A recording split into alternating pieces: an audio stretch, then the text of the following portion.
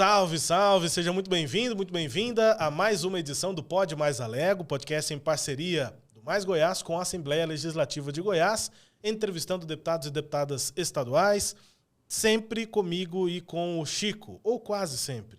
Francisco Costa, repórter do Mais Goiás. Tudo bem, Chico? Tudo ótimo, Rubens. Quase sempre que uma vez eu não vim, né? Motivos de... Saúde. Dente. Isso. Enfim, estamos aqui mais uma vez, eu e o Chico, para dessa vez conversarmos com a deputada estadual Vivian Naves. Está com a gente aqui na mesa do Pod Mais Alego. Tudo bem, deputada? Obrigado pela presença. Tudo bem, Rubens. Um prazer estar aqui no Pod Mais Alego, estar aqui com o Francisco, para poder a gente conversar um pouquinho sobre o que a gente tem feito ali na Alego e sobre minha trajetória mesmo. Pois é, eu vou começar com a eleição, né, de 22. Eu costumo, assim, a gente ainda está no primeiro semestre, né, do primeiro ano da legislatura, acho que ainda está um assunto recente e com uma quantidade bastante relevante de novatos, no caso da senhora, uma novata, né? A senhora lidou de que maneira com essa disputa eleitoral? Como é que foi pedir voto, enfim, né? A senhora já tinha muita proximidade com a política, mas ter a eleição para deputada estadual, imagino que tenha sido um resultado muito gratificante. Como é que foi a eleição de 22 para a senhora? Rubens, eu havia participado da eleição do Roberto para prefeito, né, essa segunda, e tinha pedido voto para ele. Mas confesso que pedir voto, para mim, foi a coisa mais difícil que eu já tive que fazer. Eu tenho dito às pessoas que pedir voto para os outros é fácil. Pedir para a gente mesmo é muito difícil. E as pessoas não têm a sensibilidade que deveriam ter com a política, porque a gente sabe a importância da política na vida de cada um, tanto na saúde, na educação, no social, no meio ambiente, e às vezes as pessoas ignoram o político e não deixam nem a gente dizer para que está ali, né? Uhum. Então foi uma tarefa muito difícil pedir voto. Eu vou aproveitar esse gancho. E como é que é o pedir voto na prática? Você chega no eleitor, como é que você lida com a pessoa? Você já fala dos projetos, o que pretende, como é que foi? Pois é, na campanha é um planejamento. E aí a gente tem que planejar não só as reuniões à noite em casas de pessoas, que aí são grupos que estão ali para te ouvir, mas realmente pedir voto na rua, pedir voto em empresas, e esse eu acho que foi o desafio maior, porque você entrar dentro do comércio, sabendo que você está atrapalhando a rotina ali, que as pessoas estão ali para vender, oferecer um produto, e você tem que pedir licença e pedir um voto, dizer que você quer trabalhar em prol da cidade ou do estado de Goiás, é um desafio grande. E muitas vezes isso não é bem aceito, tanto no comércio quanto em empresas privadas, e grandes indústrias. Assim, eu imagino que o deputado estadual é uma concorrência muito grande, são muitos nomes, mas a senhora já chegou grande, né? Primeira-dama de Anápolis, eu lembro que a gente cobriu essa eleição pelo Mais Goiás, e a senhora falava muito da questão dos projetos sociais, né? Os projetos que a senhora apresentou também como primeira-dama. Na Assembleia, a senhora já conseguiu apresentar algumas pautas nesse sentido? Que eram suas bandeiras? É importante frisar que me candidatei a deputada estadual porque nós temos importantes projetos na cidade de Anápolis. Eu sempre digo que Anápolis é uma referência no estado de Goiás na assistência social. Fizemos muitos projetos lá, fortalecemos a assistência social e a nossa candidatura foi para isso, para a gente levar esses projetos que deram certo em Anápolis para todo o estado de Goiás. Apresentei alguns já relacionados, por exemplo, ao abrigo de mulheres vítimas de violência. Apresentei um projeto também para alterar a lei estadual de jovem aprendiz, hoje é de 14 a 18 anos, para passar para 14 a 24 anos. Então, nós temos levado os projetos de Anápolis para todo o estado de Goiás. Achei curioso a senhora falar que mudou para 14 a 24 anos, porque eu vi uma pesquisa que o perfil do adolescente brasileiro mudou, né? Ainda na minha fase de adolescência era até os 18, parece que agora vai até os 25, né? Por conta de ficar mais tempo morando com os pais. Eu sei que eu não peguei, né? Quando chegou a essa época eu já tinha saído de qualquer forma da adolescência. Mas essa visão é pensando nisso mesmo, nessa mudança de perfil do adolescente brasileiro? Realmente é nessa mudança. Na nossa época, assim, a gente começava a trabalhar com 18 anos, já estava saindo do segundo grau. Com a inclusão na grade curricular aí do 9º ano, os jovens têm saído do segundo grau com 19, 20 anos, 18, 19, 20 anos. Então, é para oportunizar a esses jovens que sejam inseridos no mercado de trabalho, tenham a primeira oportunidade e, principalmente, pelo programa Ser de Aprendizagem mesmo. E tem a questão da universidade, né? Nessa faixa etária tem também quem já está na universidade e não consegue emprego mesmo assim, né? Também tem essa questão de não ter experiência, né? Sim, para os universitários nós temos os programas de estágios, né, que atendem bem, né? Então seria para esse jovem realmente que está terminando o segundo grau, o ensino médio. Deputada, ainda sobre a disputa da eleição, eu já quero falar sobre a senhora, assim, sobre a história da senhora e como é que a senhora chega na política. E antes de falar da trajetória da senhora, enfim, eu queria perguntar sobre essa influência do Roberto, assim, da senhora ser uma primeira-dama, ter sido uma primeira-dama candidata. Foi uma campanha que teve um peso muito grande do prefeito, do marido da senhora. Qual é, na visão da senhora, essa relação entre o mandato que é da senhora, mas com, digamos que a origem política disso, que é o mandato dele como prefeito? Rubens, eu tenho que dizer que quando o Roberto ganhou em 2016 e assumiu em 2017, logo na transição do governo, ele já me pediu para cuidar da área de assistência social em Anápolis. E eu disse para ele, eu não quero ser secretária. Eu acho que eu posso contribuir muito mais estando à frente das políticas sociais, mas podendo participar de uma forma geral do governo dele. E assim eu fiz nos últimos anos. Então, eu tinha uma bagagem, tenho uma bagagem na área social muito grande, mas eu digo sempre e brinco com ele que eu dou meus pitacos em todas as áreas. Eu gosto muito de ficar diariamente no gabinete ali com o Roberto. Então, isso me propiciou ter uma bagagem para dizer que eu queria e quero levar todo esse conhecimento adquirido ali na cidade de Anápolis e poder contribuir para que isso seja levado ao Estado, realmente, aos demais municípios do nosso Estado. E aí eu queria perguntar sobre o interesse para a candidatura. Veio mais do partido, da base política de uma prefeitura grande como é Anápolis, né, que já talvez pela atuação social e na prefeitura enxergavam na senhora um quadro para disputar a eleição? De onde que surgiu, ou da senhora mesma, de onde surgiu essa ideia, Vivian Naves, a deputada estadual? Eu acho que de toda uma conjuntura, né? Lógico que pesou muito eu querer ser, pesou muito a ideia do prefeito em a gente poder podendo contribuir mais para a cidade de Anápolis, a nível estadual, poder tá levando também mais benefícios para Anápolis, a gente não pode esquecer disso. Quando eu digo que eu quero levar os projetos que deram certo para Anápolis, eu tenho que dizer também que eu quero levar os benefícios que tem no Estado para a nossa cidade de Anápolis, poder avançar ainda mais, principalmente na área econômica. Então, foi por isso. E o partido também me apoiou muito, através do presidente Alexandre Baldi, teve total apoio, e também das pessoas em volta, das pessoas que trabalham comigo na assistência social do município, né, da prefeitura, todos deram um apoio, e por isso que eu estou aqui também. Eu tenho que dizer que a base, o candidato por si só não ganha uma campanha, precisa de toda uma base e de todas as pessoas ir trabalhando em prol disso. A senhora falou desse interesse em não ser uma secretária, em ter um destaque maior como primeira-dama. Eu acho que a gente vê nos últimos anos essa mudança no perfil das primeiras-damas, né? Claro que em Goiás nós já tivemos uma primeira-dama de muito destaque, a Dona Gracinha. A Dona Gracinha não, a Dona Gracinha já é dessa nova fase. A Dona Iris. Ah, sim. A Dona Iris, que é um grande destaque como primeira-dama. Mas nos últimos anos nós tivemos a Dona Gracinha, a primeira-dama Michele Bolsonaro também se destacou muito, a Janja agora no governo Lula. E a senhora também tem se destacado como primeira-dama e conseguiu chegar até a Assembleia Legislativa. Você vê essa mudança realmente no perfil das primeiras-damas nos últimos anos? Eu até queria citar também a Dona Thelma, né, a primeira-dama do prefeito Rogério, que é a suplente do Clécio. Ela também bateu na trave, né, mas não conseguiu assumir. Eu vejo não só a primeira-dama, mas a mulher assumindo esse protagonismo na política, né? Prova disso que a gente fala ainda de forma tímida, mas tínhamos 2 deputadas estaduais e agora são 4. A deputada federal mais bem eleita, que é a Silvier, uma mulher. Então, a mulher está assumindo o protagonismo na política e entendendo a política como um modo e um meio de ajudar realmente as pessoas. Então, a mulher que tem essa sensibilidade, esse olhar ao próximo, tem uma função aí primordial.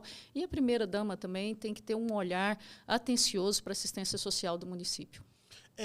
O Chico traz uma questão que eu acho que estava na minha cabeça, mas eu não expressei na minha pergunta quando eu perguntei sobre essa questão da prefeitura com o mandato.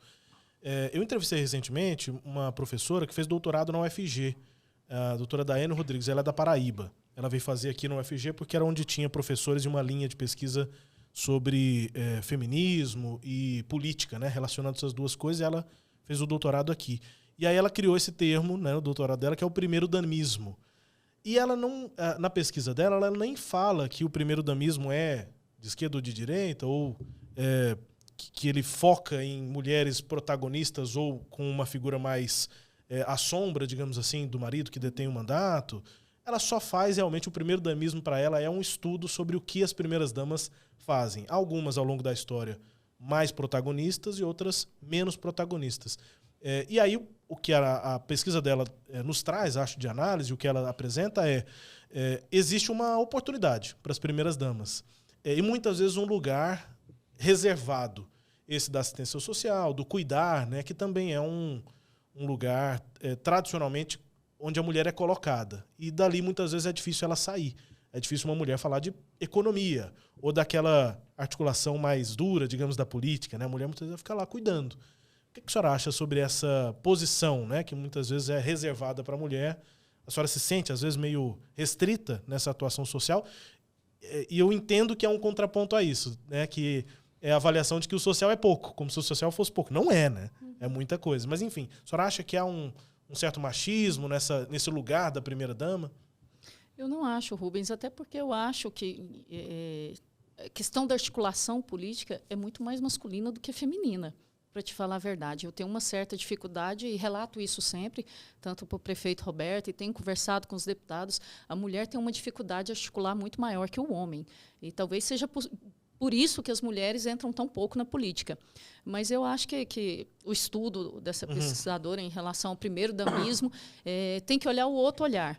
A população sente falta da primeira-dama atuante, sente falta daquela pessoa, da mulher que tem um olhar carinhoso para a população. Muitas vezes, até pelos afazeros do prefeito, que são muitos, e aí eu não falo só do prefeito Roberto, todos os prefeitos têm uma demanda muito grande, porque vivem no município, é onde estão os problemas. Então, o prefeito não tem tempo para ter esse olhar carinhoso voltado para a população. E eu acho que é aí que entra a primeira-dama para poder ver realmente os anseios da população. Lá em Anápolis, eu sou prova disso. A UNAID foi uma grande primeira-dama, mas as pessoas questionavam. Nós não tínhamos uma primeira-dama atuante, não tinha essa primeira-dama que ia nos bairros, que conversava com a população. Então, as pessoas sentem falta disso. Eu acho que é aí a atuação da primeira-dama que é tão importante para a população. Eu vou pedir exemplos, né? E acho que a senhora deve ter muita coisa prontas para falar para a gente aqui, para quem está nos assistindo. Mas quais foram os principais progressos na visão da senhora nessa área social em Anápolis, nesses 6 anos, né? Eu falo muito, eu ando todo Anápolis, principalmente nos bairros mais vulneráveis, mais periféricos.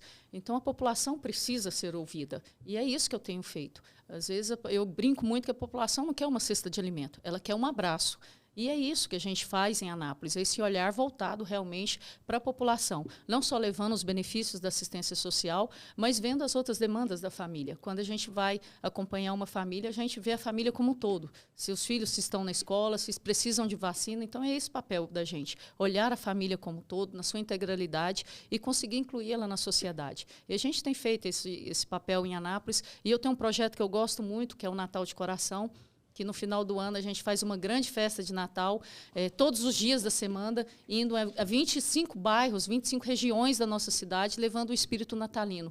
E você vê a alegria das famílias, o olhar dos pais quando recebe o presente para dar para aquela criança. Na pandemia, eles não tinham essa condição financeira de comprar um presente. Então, é isso que a gente quer. Saber que aquela pessoa faz parte da sociedade e que o poder público se preocupa com as pessoas. Vivian, com a sua vitória, com a sua eleição, né, como deputada estadual, o Roberto ficou viúvo de primeira-dama? De jeito nenhum. A minha prioridade continua sendo Anápolis. Lógico, eu tive votos em outros municípios e quero levar o que deu certo em Anápolis para os outros municípios, mas eu digo que minha prioridade continua sendo Anápolis. Quando eu não estou aqui na Légua, as sessões são terça, quarta e quinta à tarde, eu estou ali com o Roberto, fazendo as minhas ações através do Voluntários de Coração, que foi um programa que a gente idealizou também, e levando os benefícios à população de Anápolis. A senhora foi dobrar o serviço, então. Fiz dobrar, triplicar. A mulher tem essa visão, entendeu? A gente sempre quer abraçar mais coisas, a gente nunca exclui. Mas você chega em casa, você põe ele para lavar as vasilhas, fazer a comida. Eu chego em casa e ainda organizo minhas crianças. Nós temos 4 filhas, então às vezes minha menina liga, mãe, você está chegando, tem que arrumar a janta. E eu ainda chego em casa e desempenho meu papel de mãe. Aquela jornada quádrupla. Quádrupla. Sobre a rotina na Assembleia, a convivência, o trabalho na Lego, deputada, a senhora criou uma expectativa quando decidiu ser candidata? Então, imagino, quando a senhora decidiu ser candidata, a senhora já olhava para onde a senhora chegaria, né? Criou alguma expectativa de como seria e, na prática, como é, né? Trabalhar lá na Assembleia. Eu quero até completar aqui, e a senhora está acostumada com o executivo, né? Foi um baque grande chegar ao legislativo. Agora são 41 executivos, que também não executam exatamente. Agora demora né? um pouquinho mais para executar. Como é que foi essa expectativa e essa fato chegada? que existe uma grande diferença entre o executivo e o legislativo, né? No executivo você tem o poder da caneta na mão e pode tomar as decisões ali de uma forma muito mais rápida.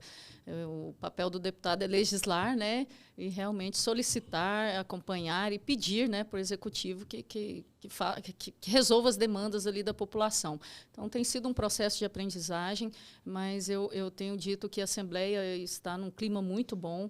Eu acho que com a eleição do presidente Bruno, de uma forma unânime ali, os deputados estão todos assim, apoiando, né, e sabendo que a gente está ali realmente para atender a população. Acho que isso é o mais importante.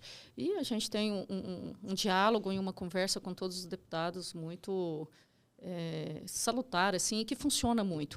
E nós, 4 mulheres que estamos lá, a deputada Rosângela, a deputada Bia de Lima e a deputada Zeli, temos também um entrosamento muito bom para a gente, através até da Procuradoria Especial da Mulher, que nos uniu mais ainda nessa pauta, a gente tem uma ligação forte para realmente ajudar aí. Não existia a Procuradoria, né, da Mulher? Não, foi criada agora. Existe só a comissão, né? Agora tem Isso. a Procuradoria. Agora tem uma Procuradoria Especial da Mulher. Eu queria até chegar nessa questão, como é que está essa bancada feminina, né? Teve um aumento em relação à gestão passada e como é que vocês estão funcionando enquanto um grupo, né, coeso de mulheres na casa? Eu acho que é isso, é coesão. Nós somos 3 da base, né, e a Bia de Lima do PT. Mas nós temos uma Mas tem conversa, muitas pautas em comum, né? E as pautas em comum. Eu, por exemplo, faço parte da Comissão da Educação, que a presidente é a Bia de Lima. Então, a gente está sempre conversando os temas ligados à educação. A Rosângela com outras pautas ali, que ela é de Mineiros, a gente conversa. A Zeli também do entorno do DF ali, a gente também tem uma boa conversa e, graças a Deus, nós estamos unidas. Porque nós sabemos que também somos minoria ali na Alego, então a gente se une aí em prol das pautas femininas.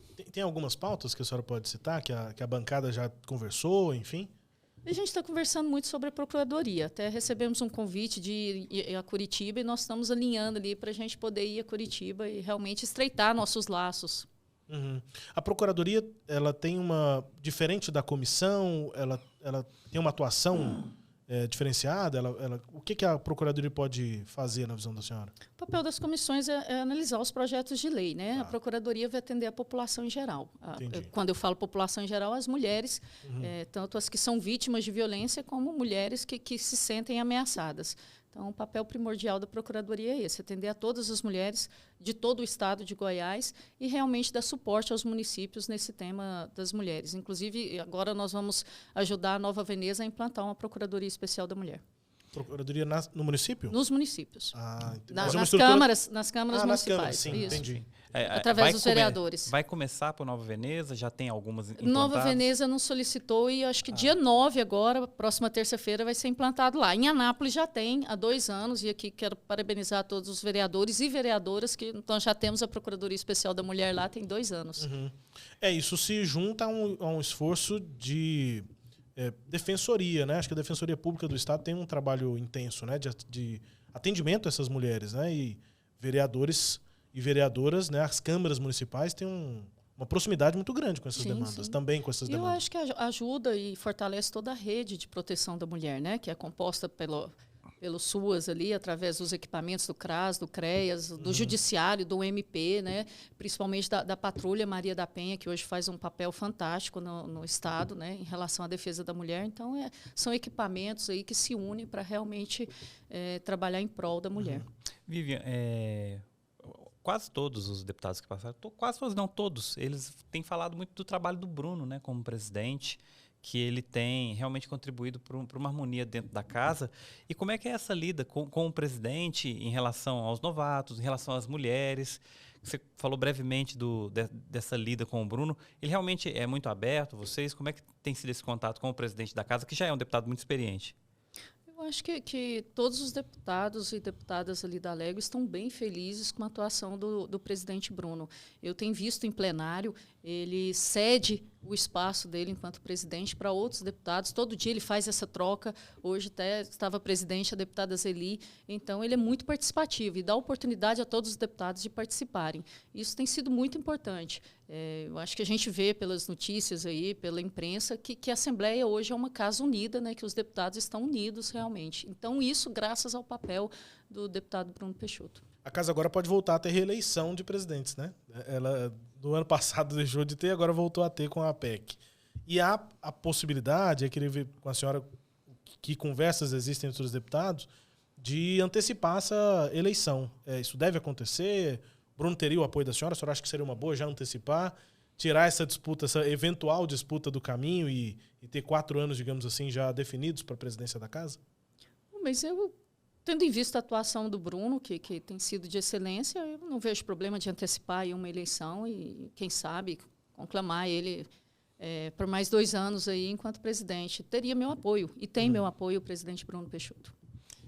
Deputado, eu queria voltar à questão da história, porque eu realmente gosto de focar na atuação dos parlamentares, né, das parlamentares, mas também, antes de entrar para a política, aí eu tinha chegado naquele ponto de entender quando é que houve a decisão, né, de Vivian Naves a deputada estadual. A senhora disse, inclusive, que dependeu, talvez até mais, né? Claro, foi um conjunto, mas a senhora disse que dependeu, claro, da vontade da senhora. A senhora quis ser candidata. A senhora decidiu ser política com muita tranquilidade, assim? Eu acho que não foi exatamente um período fácil, né? Para alguém dizer, não, eu vou para a política, eu vou ser política e encarar essa resistência que a senhora disse que já teve, inclusive, para pedir voto. Quando é que a senhora tomou essa decisão?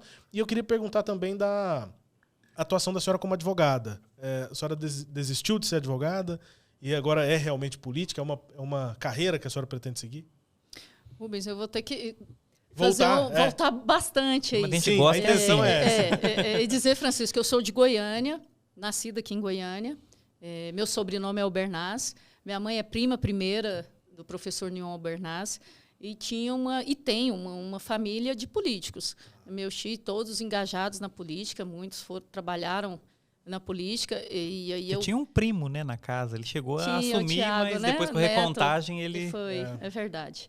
E eu me lembro que numa eleição, eu era criança, meu tio foi candidato a deputado estadual, Sérgio Albernaz, hoje ele reside em Ipameri.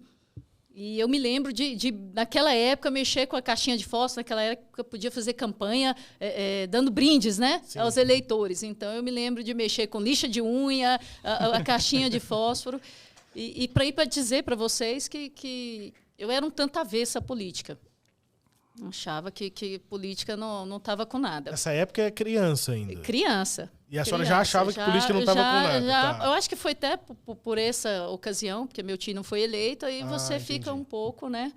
Apesar do professor Nion Bernaz ter feito um excelente trabalho em Goiânia. Acho que é uma das referências aí de prefeito que Goiânia teve. Então, eu sempre avessa. Conheci o Roberto em 1995, tinha 16 anos, e o Roberto é um entusiasta da política, de Porangatu, daquele que viu Iris Rezende passar e fazer mutirões e todo animado. Eu lembro que na eleição ele falou, você vai votar no Iris para mim, porque ele é o candidato bom.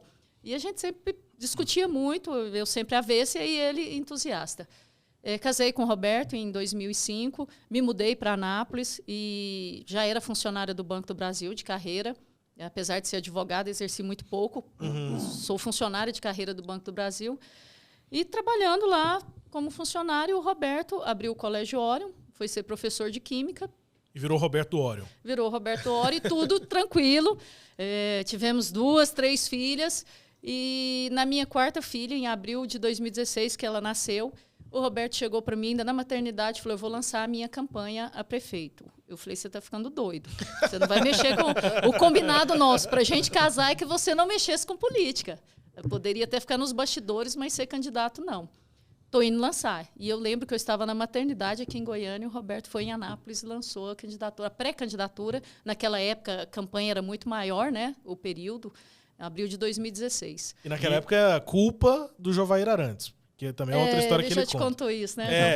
Jovair é que um grande incentivou amigo ele. Incentivou. Mas pela história que a senhora contou, o outro lado da história, o Jovair foi ali uma circunstância propícia para o Roberto que já existia. Pro político, isso. Era pro tudo que político ele Roberto, queria, né? precisava Era só do tudo que ele empurrão. queria. o Roberto, na versão É dele, ele dá verdade, muito, era tudo ele que atribui queria. muito mais responsabilidade ao Jovair do que a ele mesmo. Mas sim. a senhora está trazendo mais verdade aos fatos. Verdade. E aí? Bom, E, enfim. na verdade, Anápolis precisava de uma mudança naquele momento, né? Tinha tudo Sim. um clima propenso a um novo candidato, a um novo... a algo Mas ele entrou novo como mesmo. zebra, né? Ninguém Ele, esperava a gente fala que inicialmente. ele era o 8 de 8, né? Começou com 0,2%. Mas das intenções de é um voto. tipo de eleição que mostra exatamente isso que a senhora disse. Aquele sentimento estava lá O sentimento. e ele foi Isso. né, E que sendo tudo mostrado. isso pesquisas revelam, né? As pesquisas A evolução do que a gente candidato. faz isso. E aí ele lançou a pré-campanha. Até então, eu achando que seria só para articular alguma coisa dentro do meio político, né? E foi tomando forma aquilo ali. Teve um dia, acho que 2 meses antes da eleição, eu cheguei para ele, não dá. Não quero que você seja candidato. Você acorda 5 da manhã, chega em casa meia-noite, 1h, não está dando certo isso. Nossa filha tinha pouco tempo, né? Poucos meses de vida, com 4 meninas. Na época, eu tinha me licenciado do Banco do Brasil, porque já não estava dando conta de conciliar. Essa já era a 4ª filha. Já era a 4ª filha. Não estava dando conta de conciliar o trabalho com os afazeres, com as crianças. E eu falei para ele, não quero. Não vai dar certo. E ele conta a passagem, que hoje eu vou contar, mas ele conta com muito mais entusiasmo, que eu cheguei para ele e falei, eu vou deixar você ser candidato, vou continuar com você, mas quando acabar a campanha, nós vamos nos separar. Eu não quero nunca ter um marido político. E aí, o que eu quero te falar, quando a gente, muitas das vezes, eu falava nunca vou fazer, nunca vai acontecer, e é onde Deus me toca. Eu tenho que falar que não é só uma vontade da Vívia. Eu sou uma católica e creio em Deus acima de tudo, e acho que muito de eu estar aqui hoje, estar primeira-dama, estar deputada estadual, é algo que Deus tem para a minha vida, que tem falado comigo. E eu falava nunca, e é onde Deus tem mais me tocado. Eu falei por muitas vezes, nunca vou me candidatar e estou aqui deputada. Tem sido assim. Hoje em dia eu falo, não falo mais nunca. Às vezes eu brinco assim, nunca. Eu falei, não, gente, eu não falo nunca. A senhora já falou antes e entende. Mas quando que virou a chavinha? Porque assim, você ainda não queria, né? Aí ele foi eleito. Desculpa, antes de virar a chavinha, deputado, a senhora acabou de dizer, então, que passada a eleição ia acontecer, inclusive, o fim do casamento. Ia acontecer, né? Hoje nós sabemos que o casamento não terminou. Rubens, nesse ponto, nesse dia da conversa, ele falou, não, se você não quer que eu seja candidato, eu desisto de tudo, que o mais importante é a minha família. Eu acho que foi aí. Ali a senhora talvez entendeu que... Eu entendi que apesar de tudo que viria pela frente, o mais importante para ele era a família. E bastou ele falar aquela frase, a gente seguiu junto. Entendi. Eu acompanhei ele muito na campanha de 2016, nas caminhadas que ele fez. A gente gosta de ressaltar que ele não fez nenhuma carreata. Ele andou bastante e eu andei com ele pelas ruas, muitas vezes levando a Carolzinha, as 3, e a Carolzinha no colo. Tem muitas fotos assim. E a gente resolveu caminhar junto. E eu falo que a política fortaleceu muito nosso casamento. A gente não tem sombra de dúvida nenhuma quanto a isso. E parece que quando vocês definiram a prioridade ali, né, nessas conversas, ali acho que vocês se uniram, né, contra tudo que poderia vir, inclusive uma campanha, os adversários, todo o resto, né? Parece que é interessante isso, né? Quando chegou perto do fim foi quando a coisa se juntou mesmo, né? Uhum. Eu ia perguntar porque a senhora disse que terminou a campanha, a gente separaria, eu fiquei imaginando que campanha terminada e ele vencedor, não tinha nem clima mais pra... Mas enfim, antes estava tudo certo, né? Antes do resultado vocês já tinham do resultado resolvido. A gente já tinha resolvido. E aí uma das primeiras coisas que ele me pediu quando ele ganhou, como eu falei, no governo de transição, é que eu cuidasse do social. Era algo novo para mim, eu nunca tinha participado da política, nem da política napolina. Eu tenho que confessar aqui que eu nem mal sabia quem que era o prefeito da cidade, e eu falo muito que classe média, o que a gente preocupa é o tapa-buraco e se o lixo está sendo recolhido. Sim. Né? Então, a minha preocupação basicamente era essa enquanto cidadã. Uhum. Mas aí, quando ele me pediu, eu fui tomar conhecimento do que era assistência social, do que era o SUAS, e realmente conhecer para poder levar o que a população esperava e a expectativa realmente do que todos esperavam naquele momento. Uma avaliação prática para munícipes, né, como se diz, não, quem mora na cidade, é que o prefeito parece com um síndico, né? Se ele não atrapalhar a nossa vida, já tá bom demais. Então coleta o lixo aí, tira o lixo da escada, o que tiver, e e a gente é que vai fazer a nossa... É verdade. Aí acho que a senhora viu que não é só isso, né? Não é só O isso. prefeito não é só síndico. Muito mais, né? Muito mais. Mas a visão do município acho que ainda é essa, né? De que o prefeito ele tá lá, se ele não atrapalhar, tá bom já. E o que atrapalha diariamente realmente é a questão dos buracos na rua, né? Nós vivemos esse período chuvoso e você não consegue explicar para o cidadão que não adianta tampar o buraco que a chuva leva a massa asfáltica. E coleta de lixo, a senhora citou isso. Coleta de lixo, quando tá funcionando, ninguém fala dela. Mas se ela para de funcionar... Atrasou um pouquinho. Agora eu vou voltar na chavinha, né? Porque assim, de 2016 até 2022, porque no primeiro mandato, 2018, por exemplo, a senhora não pensava em disputar ainda, né? Deixou para disputar em 2022. Ou será que pensava? Não pensava. Não tinha bagagem para isso, né? Tá. Então, aí que eu quero saber, onde que mudou essa chavinha e falou, agora eu tô pronta, agora eu vou disputar e vamos.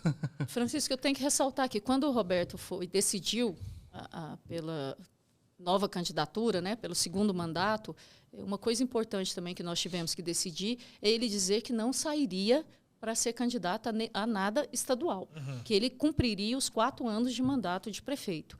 Eu estava até conversando com o secretário outro dia, com o Alex, falei, Alex, não dá para dizer que foi prefeito 2 vezes. Uma pessoa que é prefeito no primeiro mandato e no segundo sai com 1 ano e 2 meses para ser candidato a algo do Estado, né? Não é algum cargo do Estado. Né? É muito pouco, né? Acho que eu senti uma indireta pro Gustavo Mendanha Não agora. Não é. O Gustavo não seria nem só pro Gustavo, né? São tantos, eu acho que seria para todos, né? Eu acho que é casos. Injusto com a população, que elegeu aquele prefeito e espera que ele cumpra os 4 anos e, de repente, com 1 ano, ele sai e quer buscar outra coisa. Tá, eu concordo com a senhora. Eu só acho que, às vezes, as circunstâncias são tão fortes... né, para alguém, e aí Isso, é aquela coisa do nunca, é verdade, né? A senhora hoje entende, e a posição casos é essa. de casos, né? A gente Se a senhora, também não por exemplo, pode vira generalizar. prefeita em algum momento, se reelege, depois as circunstâncias são tão claras para a senhora, sei lá, sair a senadora ou a governo, quem sabe, Sim. a senhora provavelmente no discurso teria de dizer, olha, eu não gosto dessa situação, mas... O mas às vezes ele acontece. Não, em alguns momentos ele é impositivo, sim, né? Sim, mas eu entendo, até concordo com a senhora. Mas a gente tomou essa decisão, e eu falo a gente, porque ele me pediu opinião e nós tomamos a decisão junto que ele cumpriria o segundo mandato de forma integral, como está cumprindo até hoje. E aí surgiu essa questão, se eu não sou candidato, quem sabe você poderia ser. Ficaram ali articulando durante, acho que quase 1 ano, né? Até que eu tomei a decisão, então vamos. Se é para ser, se é para contribuir com a nossa cidade, com o Estado, eu coloco meu nome à disposição. Mas na primeira vez que essa ideia chegou, a senhora já foi receptiva, já falou, não, que isso, gente? Nunca, né? Falei nunca. Na primeira, nunca. Com certeza.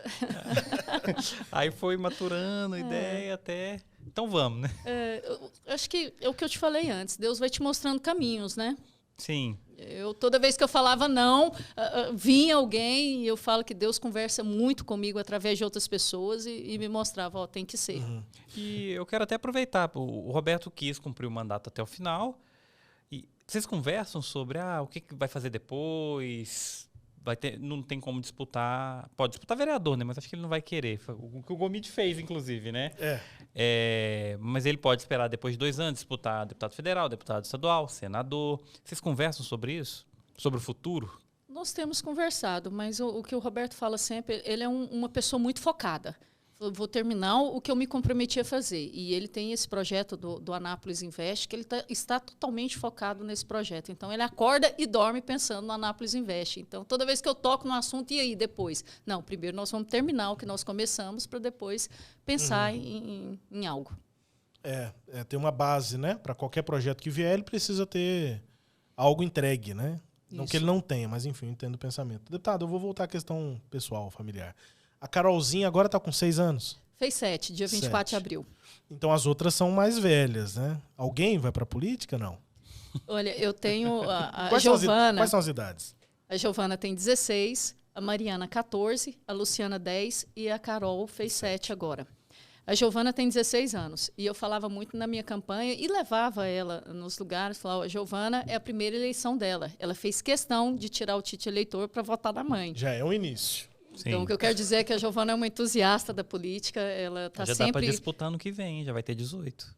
Ela está sempre comigo e com o pai nos eventos, briga muito, acompanha a rede social. Giovana, você tem que focar nos estudos. Ela faz 2ª série agora, do 2º grau. Você tem que focar nos estudos, não precisa ficar acompanhando tanta política, mas é uma entusiasta da política. Eu acho que até uma veia na política, assim. E já está afiliada? Porque tem essas opções, né? O PP Jovem. Não, claro que não. Ainda não? Não. E a senhora gosta desse envolvimento dela? Ou a senhora acha que às vezes passa do... Rubens, eu acho que está muito cedo ainda para definir alguma questão política mas da desse... Giovana, inclusive partidária. Não, mas digo assim, a senhora gosta Mas desse envolvimento dela? Eu gosto. Eu, andando muito na campanha, eu acho que os jovens têm uma relação com a política um pouco diferente dos adultos. Eu acho que os jovens estão mais interessados na política hoje. Pedindo voto para jovens, eles têm um olhar diferente para a política do que talvez a minha... que tivesse, né, geração, antes, né? a minha geração tivesse. Eu acho que os jovens estão mais interessados. Eu acho isso muito relevante. Essa diferença não é salutar. tão grande assim, né? Vou fazer 34, o Chico tem 30 e... Vou fazer 38. Não, eu já não estou O na deputado casa tem de 40. 44. Mas assim, acho que somos Mas ainda uma geração basicamente a mesma geração. semelhante. Diferente Na pequena. nossa época, e acho que a senhora passou, o pessoal contou a história aqui, a gente não estava nem aí para a política. A gente não queria saber disso.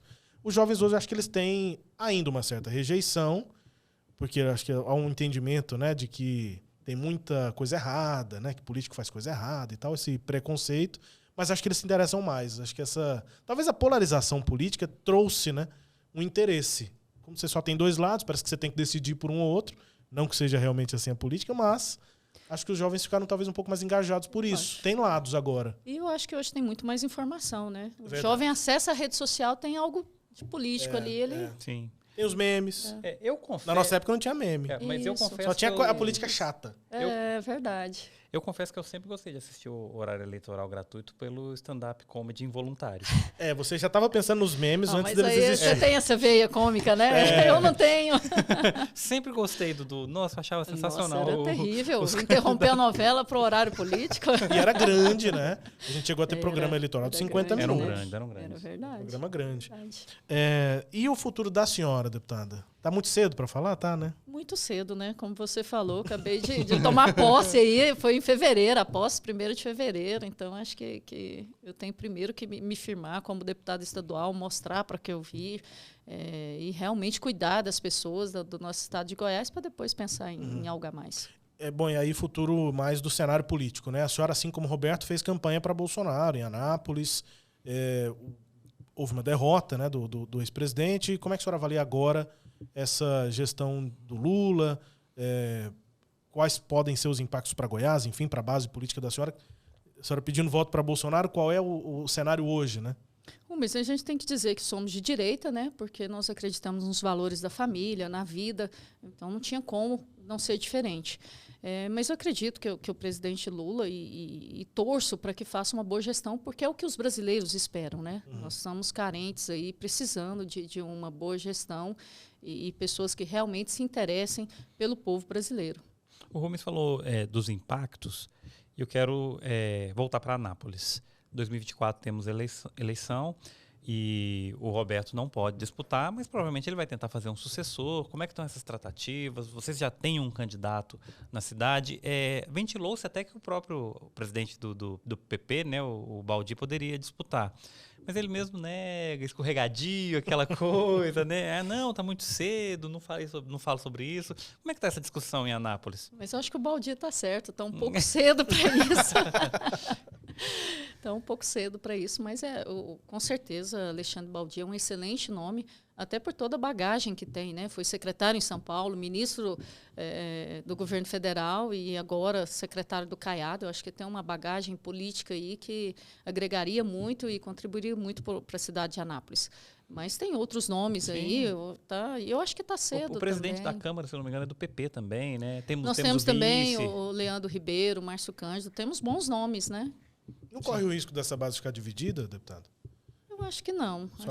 Acho que a base vai caminhar firme. Porque eu acho que o mais importante de todas essas pessoas é que querem o bem da cidade. Então, o nome que for consenso ali da base, do progressista, realmente é para o bem da cidade. E pensando nessa disputa, eu sei que está longe, mas a gente entrevistou já aqui o Gomide, né? Sim, sim. E ele falou que há uma perspectiva desse cenário nacional influenciar a eleição municipal. Não costuma acontecer, né? O PT ou presidente Bolsonaro, não houve tanta influência nas eleições municipais. Até houve, mas acho que guardadas algumas proporções. A senhora acha que o fato do PT ter vencido a eleição nacional pode fazer com que o PT também volte a administrar Anápolis? Há alguma correlação? Ou a senhora acha que nada a ver, depende da realidade municipal mesmo? Rubens, eu acho que realmente depende da realidade municipal. E a gente sempre gosta de frisar que Anápolis é uma cidade extremamente cristã, né, de católicos e evangélicos, que tem bem a linha da direita. Né? Uhum. Então, acho que esse aí é uma o cidade ponto conservadora. É o ponto fundamental aí da cidade de Anápolis. Mas elegeu 3 prefeitos do PT, né? 2 vezes o Gomide e 1 vez o João Gomes, né? Sim. Quando ele estava no PT também. Depois mudou de partido, enfim. Elegeu 2 vezes o Gomide, né? O João Gomes não foi tava quem perdeu pro Roberto, né? É verdade, ele assumiu como vice ele quando o Gomide saiu. Quando, é verdade. quando o Gomide ele não foi eleito, é verdade. Ele perdeu exatamente pro Roberto. Isso. Mas enfim, essas eleições do PT não contraditam, digamos, esse perfil? Ou... Eu acho que essa polarização que você falou entre direita e esquerda agora ficou mais acentuada, né? Tá. Nós vivemos naquela época não era uma esse diferença aí, né? De que 12 anos atrás. Uhum. Mas essa questão de direita e esquerda influencia muito em eleições municipais, porque parece que a eleição municipal é aquela coisa tão próxima, igual a gente estava conversando agora, é o buraco. Acho que não tem tanta questão ideológica, é mais a questão de resolver o problema na hora. Você não acredita que na municipal tem um pouco menos esse impacto de polarização? Francisco, eu acho que pesa bastante.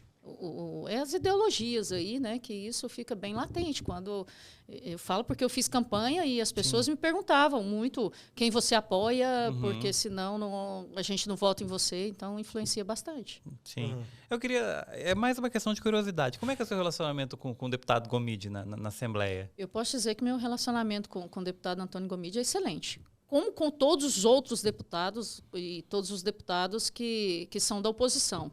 Eu não tenho problema com nenhum deputado. Até porque eu creio muito que campanha passou, éramos adversários, né, oposição, mas agora trabalhamos em prol do Estado. Então, meu relacionamento com todos os deputados é excelente. Nós temos uma base muito grande, né, na Assembleia. É difícil até identificar. Até a oposição, às vezes, dá uma segurada, tirando alguns mais ferozes.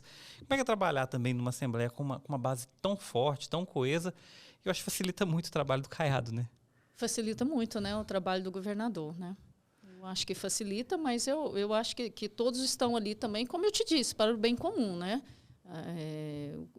Eu falo que o executivo, às vezes, tem que dar alguns remédios amargos e nós temos que contribuir com isso a partir do momento que temos que votar os projetos de lei, né, que o executivo manda, mas é tudo em prol da sociedade. Mas acho que com exceção do projeto do IPASGO, ainda não teve nenhuma polêmica, né, na casa. Está bem tranquilo ainda. Não, acho que ainda não teve nenhuma grande polêmica, não. O do IPASGO foi o que mais pesou aí, né? E aí eu falo que muitas vezes a imprensa não noticia, mas foi realmente uma exigência do TCE que determinou o governador ali que fosse mudado o regime jurídico do IPASGO. O TCE recomenda, né? Essa é uma das possibilidades citadas, não é isso ou não? É uma recomendação, Rubens, isso. Mas a partir do momento que o executivo não acata uma recomendação que vem de um tribunal de contas, que vai ali julgar a prestação de contas, né? Mas ele eu entendo, e estando do lado do executivo do prefeito Roberto Naves, que é uma determinação. Se o TCM determinasse, o prefeito, né? Mas a recomendação ele não tem esse poder, né? De determinar, mas a recomendação Sim. O executivo entende. Mas a recomendação do TCE ela é exatamente para mudar o regime jurídico? Acho que não, né? Não, o ele governo fez uma recomendação para mudar. Tá, para essa adequação à ANS. Eu tive a oportunidade de ler o relatório, sim. Bom, e enfim, a polêmica veio. Os servidores se manifestaram, houve bastante debate. Como é que a senhora avalia o futuro do IPASGO agora com a matéria aprovada? Eu acho que o IPASGO agora... estando ali incluso nas leis da ANS, que é a Agência Nacional de Saúde, tende a melhorar bastante. Inclusive o atendimento dos usuários, oportunizando algumas coberturas assistenciais que ele não faz hoje, para serem inclusas e abarcar aí para que os usuários sejam atendidos. Aqui eu quero deixar claro que minha mãe... E eu fui usuária do IPASGO, minha mãe é servidora pública aposentada do Estado, então eu fui usuária do IPASGO há muitos anos, hoje não sou mais, mas eu entendo a relevância dos serviços que o IPASGO presta ao Estado de Goiás e aos usuários. E aí a questão é uma viabilidade financeira, né? A senhora leu o projeto? Viabilidade a questão financeira, é essa. Isso. E tem previsão de outro projeto polêmico por parte da governadoria nesse momento? Ou parece que está bem tranquilo, né? Está bem tranquilo. Acho que não tem... Eu desconheço se tiver alguma polêmica aí, viu, Francisco? Eu confesso que tá morno, né, a Assembleia. Eu tô com saudade daquelas brigas acaloradas. Ninguém tá xingando ninguém lá, né? Eu vou dizer que eu acho ótimo esse clima tranquilo, viu? chegar Eu não sou com da esse- briga, não. Se a senhora chegar para a Assembleia com esse clima é melhor, Eu né? acho ótimo, viu? É ruim pra gente, né? É que ruim pra cobra. imprensa, Que isso, né? Tô Você é da brincando, imprensa, quanto pior, melhor. Tô brincando. Mas eu confesso que eu me divertia com algumas Tô discussões. perdendo a oportunidade de fazer memes aí, né? Pois do é. pessoal brigando. Mas O Chico e eu não fazemos memes, mas a gente confessa que de alguns a gente até ri. Gostam. Deputado, essa questão da polarização tá na Assembleia, a gente já ouviu aqui em on, digamos assim, né, com gravações abertas, mas também em off de deputados, que é isso, tá morno, tá muito tranquilo o clima na Assembleia, até com a oposição, mas que tem alguns deputados que ainda ficam nessa questão da polarização, né? Os petistas de um lado, bolsonaristas de outro, isso pega um pouco, mesmo que seja nos corredores ou também na sessão. No plenário ainda pega, Rubens. Ainda, Tem né? alguns deputados bolsonaristas, outros Lula, e ainda tem essa polarização, sim. Mas eu acho que está nessa fase aí morna. Eu não vi ainda Mesmo assim, nada muito nenhuma agressivo. discussão agressiva, não. Aham. ninguém levanta das cadeiras e aponta. Não tá tendo, não, né? Agressão física, né? Não, física não, né? graças a Mas Deus. Agressão física a gente teve poucas vezes aí recentemente na Assembleia. A última acho que foi o arremesso de tablet, né? Foi Mas também não precisa foi ser tão, né? Foi uma modalidade esportiva lançada lá na Assembleia. Teve Eu já uns- vi chamamentos, umas né, 3 pra briga, legislaturas, mas, acho isso. chamamentos Sabe para que briga. teve eu vi. 2 ou 3 discussões acoloradas e eu perco. Eu geralmente eu fui ali no gabinete resolver um problema. 2 deputados discutiram. Eu ainda não presenciei nenhuma, graças a Deus. Melhor assim, né, deputado? Eu acho melhor assim. A senhora é do deixa disso, né? Não é do deixa disso, né? Eu acho que a gente, sendo representante do povo, e eu falo muito isso, eu tenho que dizer que o cargo não é do presidente, a presidência é de todo o povo brasileiro. O cargo de deputado estadual não é da Vivian, é do povo de Goiás. Então, a gente tem que respeitar. Eu acho que respeito cabe em qualquer lugar. Então, vamos conversar num nível que seja respeitoso para todos. A gente ouviu também há um tempo, acho que agora vou me confundir, não sei se foi bastidor ou se foi aqui em on. Não, mas ouviu. Mas ouvi. Você já que está falando em on, então pode. Mas é que o governador Ronaldo Caiado estava deixando um pouco a desejar nas conversas individuais com os deputados, nos atendimentos individuais. Que ele fazia aqueles jantares e tinha mais aquela conversa coletiva. Eu queria saber como é que está isso, essa lida dos deputados da base com o governador. Está tendo esse respaldo? Sim, eu não posso falar em nome dos outros deputados, mas eu, enquanto deputada, Vivian Naves, tenho um excelente relacionamento com o governador Ronaldo Caiado. Ele tem atendido as demandas da cidade de Anápolis e as outras demandas também dos municípios que eu represento. E com a primeira-dama Gracinha nem se fala, né? Que tem feito muito pela assistência social do nosso estado. A gente ouve muito que a Gracinha vai disputar, né? O que você tem ouvido disso? Você sabe que ontem eu estive com Dona Gracinha e falei, será que o governador vai deixar a senhora ser senadora? Ela falou assim, olha, a única obrigação dele é que me faça eleita. Como o Roberto fez você, né? Ajudou bastante na sua eleição. Não é se vai deixar. Tá vendo, né? A gente ainda tem esse respaldo, né? De que tem o marido ali, ou no caso o prefeito, e a responsabilidade é toda deles. Tem isso também, né? Bom, se a Gracinha vai sair para o Senado, então está confirmado que o Caiado vai sair para a presidência, é isso? Olha, ela falou assim, eu não posso confirmar, Francisco. Né? Cabe a ela confirmar e ao governador. Mas seria um bom nome na visão da senhora para a presidência? Seria um bom nome. Da direita, né? Que a senhora o nosso governador Ronaldo Caiado tem uma bagagem política aí, enquanto senador, e agora no estado de Goiás tem feito um excelente trabalho. Eu acho que esse seria um excelente nome. E tem sido uma direita bem republicana, né? Porque ele está com um relacionamento muito bom com o presidente Lula, de quem ele foi opositor durante o período de legislativo. Mas ele, durante sempre, Durante sempre. Legislativo e de campanha, né? Pra Sim, presidência. mas ele... Não, mas desde antes de ser candidato, né? Nos anos 80 ele já fazia... Sim. Mas oposição. o que nós temos visto é, em todas as reuniões, eles trocam afagos, né? Digamos que administrativos, né, deputado? Eu acho. O Lula cita a gestão de Goiás, enfim, Sim, nada muito sim. político. E isso tem que ser benéfico para a população, né? É. Acho que esse é o principal. É isso, deputada. O Goiás não pode se isolar, né? Exatamente. Então, realmente, o governador Ronaldo Caiado tem que ir a Brasília, buscar recurso e ter o diálogo com o presidente, com a Câmara, com o Senado Federal. Tem um governo central que centraliza, inclusive, recursos, né? Uma última questão, deputada. Como é que a senhora avalia 2026? Eu sei que está longe, mas essa base já vai falando muito, né, sobre isso, a consolidação de Daniel Vilela. Já tem gente até querendo formar já a chapa majoritária. Quem vai ser candidato a Senado, tem o nome da Gracinha, tem Mendanha. essa intenção do Mendanha voltando ao MDB. Enfim, a senhora acha que essa base vai estar junta em 2026, pelo que a gente já vê de conversas até agora? Rubens, em torno de Daniel Vilela, digamos, né, que seria o nome. Eu acho que a intenção talvez seja essa, o Daniel Vilela, né? Mas eu acho que realmente está muito cedo. Eu acho que Goiás tem excelentes nomes, excelentes políticos aí para disputar o governo em 2026. É isso, deputada. Muito obrigado pela presença aqui no Pode Mais Alego, né? Pela conversa. E é uma primeira conversa, né? A gente vai voltar a falar sobre outros assuntos aqui. A mesa está sempre aberta para a gente tratar do mandato da senhora, dos trabalhos na Assembleia e também sobre Anápolis. Obrigado pela presença. Rubens, Francisco, eu que agradeço a oportunidade de estar aqui e me coloco à disposição ali. Nós estamos no gabinete 407 da Alego a todas as pessoas que precisarem.